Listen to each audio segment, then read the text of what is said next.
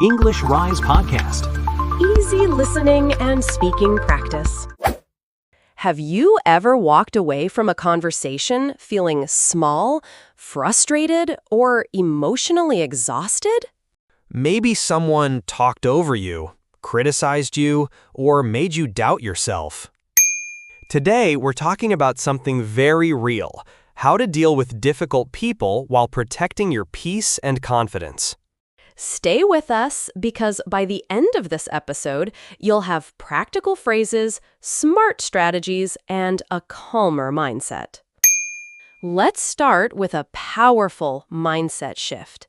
Most difficult behavior is not really about you. It often comes from the other person's stress, insecurity, fear, or need for control. That's such an important point. Many English learners, and honestly many people in general, take rude behavior very personally. But when you understand personality patterns, you gain emotional distance. Exactly. There are several common types of difficult personalities you may meet in daily life. For example, the chronic complainer is someone who always finds problems in every situation. No matter how good things are, they focus on what is wrong. Then we have the aggressive critic. This person may speak harshly, interrupt often, or make you feel that nothing you do is good enough. Their communication style is very direct and sometimes intimidating. Another common type is the passive-aggressive communicator. This person may not say things directly. Instead, they use sarcasm, silent treatment, or indirect comments that create confusion and tension. And let's not forget the attention seeker, the person who always needs the spotlight and may create drama just to feel important. When you can identify these patterns, something amazing happens. You stop reacting emotionally to every situation. Instead, you observe more calmly. It's like watching the weather. When it rains, you don't get angry at the sky. You simply take an umbrella. Beautiful analogy. Understanding difficult personalities is your emotional umbrella. It protects your peace before the storm even begins. Before we continue, let me share a quick story from one of our listeners. Yes, because sometimes hearing a real situation helps everything click. One listener told us she always felt nervous speaking at work because one coworker constantly interrupted her. But instead of staying silent, she practiced one calm sentence. "Please let me finish my point." Simple, but powerful. After using it a few times, something surprising happened. The interruptions decreased. Because calm confidence changes how people treat you. Let's pause for a quick confidence reset. If someone's words hurt you recently, take one slow breath right now.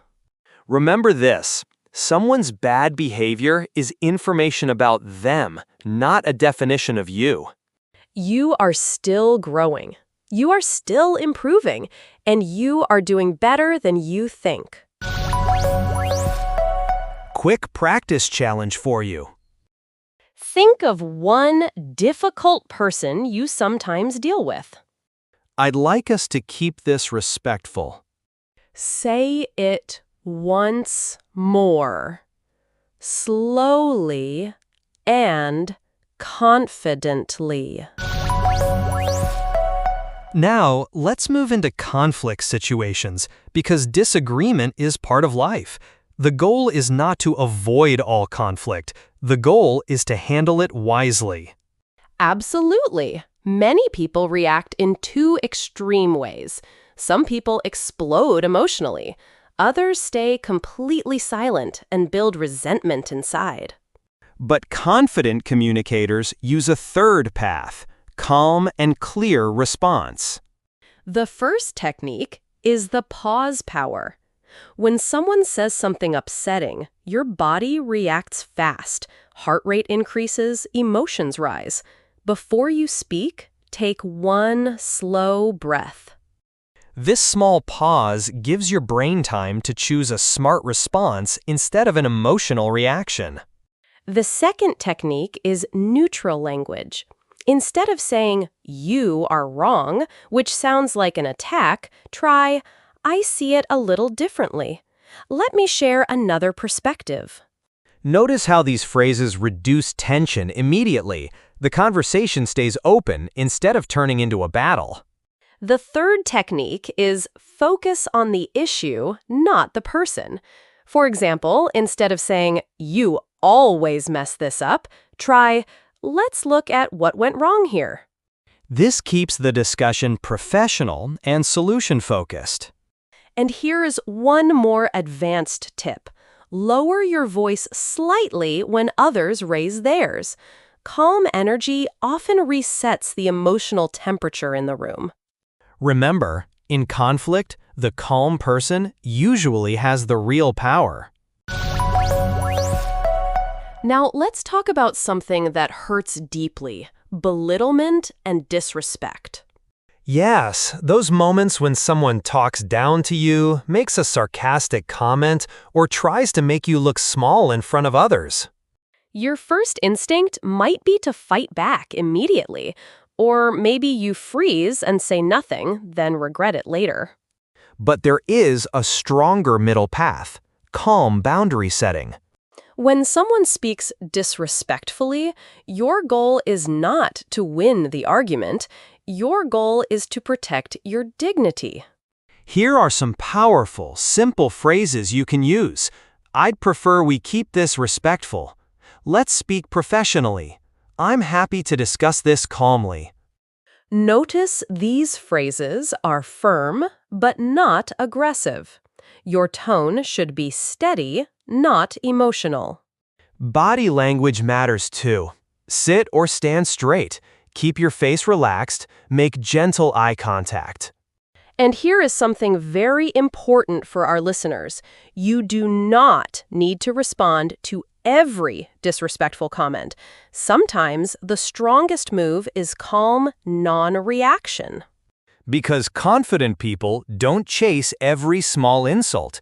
They choose their battles wisely. Let's move to everyday public situations, because rude behavior in public is very common. Yes, someone cuts in line, speaks loudly on the phone, pushes past you, or behaves impatiently. In these moments, emotional control is your superpower. If it's minor, sometimes the best response is strategic ignoring. Protect your peace and move on. But if the situation affects you directly, use polite but clear language. For example, "Excuse me, the line starts back there. I believe I was next. Could we keep some space, please?" These phrases are calm, respectful, and assertive, perfect for public situations. And remember, if someone becomes aggressive, your safety comes first. Removing yourself from the situation is not weakness, it is wisdom. Peace is always more valuable than proving a point to a stranger. Now let's talk about response strategies you can use again and again. Think of these as your communication toolkit. First is the calm mirror. No matter how emotional the other person becomes, you keep your tone steady and slow. Second is the short answer technique. Difficult people often want drama. Long explanations give them more material. So keep responses brief and clear. For example, "I understand. That won't work for me. Let's revisit this later." Third is the boundary repeat. If someone keeps pushing, calmly repeat your limit using almost the same words. Consistency sends a strong psychological message. And finally, strategic silence. Sometimes the most powerful response is no response. Silence can stop manipulation faster than long arguments. Now, let's discuss something subtle but very important. Emotional manipulation. Now, let's discuss something subtle but very important. Emotional manipulation. Common warning signs include twisting your words, making you feel guilty for normal boundaries, denying things they clearly said, or constantly shifting blame. If you start feeling confused after many conversations with the same person, that's a signal to slow down and observe. Helpful protections include write important things down, trust consistent patterns, not sweet words, check reality with trusted friends, and maintain clear personal boundaries. Clarity is your protection. The more grounded you are, the harder it is for anyone to manipulate your emotions.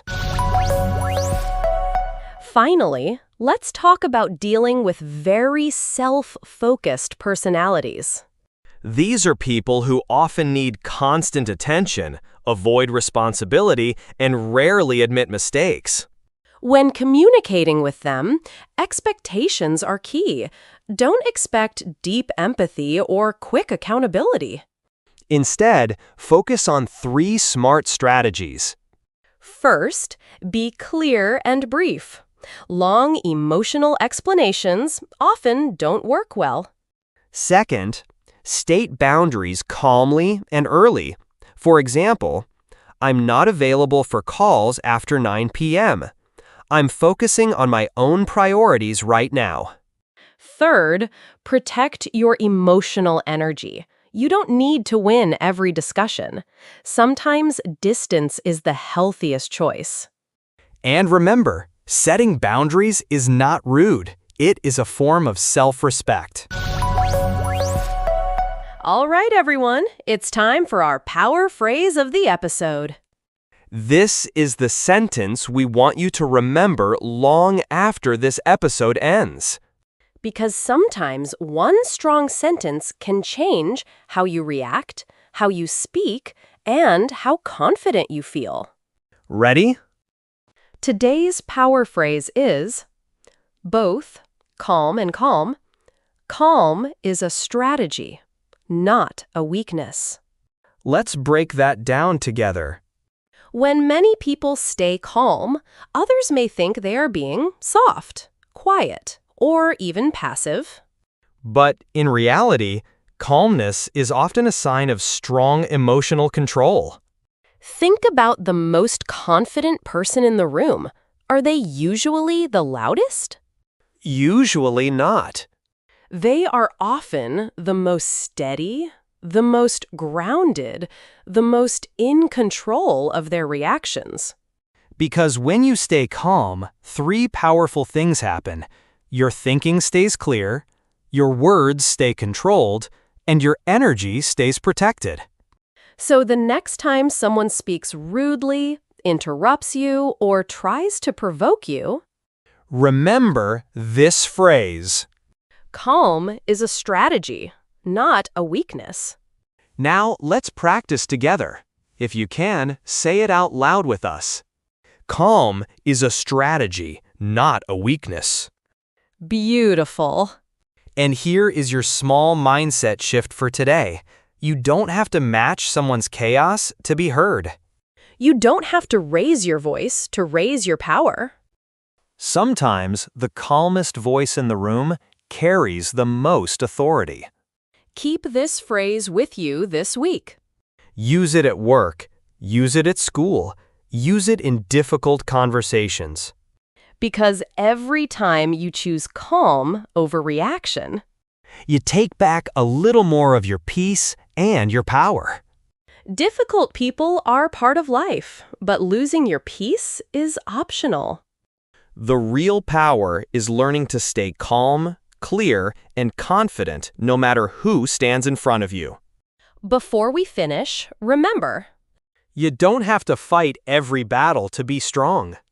Sometimes the strongest people are simply the calmest in the room. Keep practicing your English. Keep protecting your energy. And, as always, Your English rises, and so do you. We'll see you in the next episode.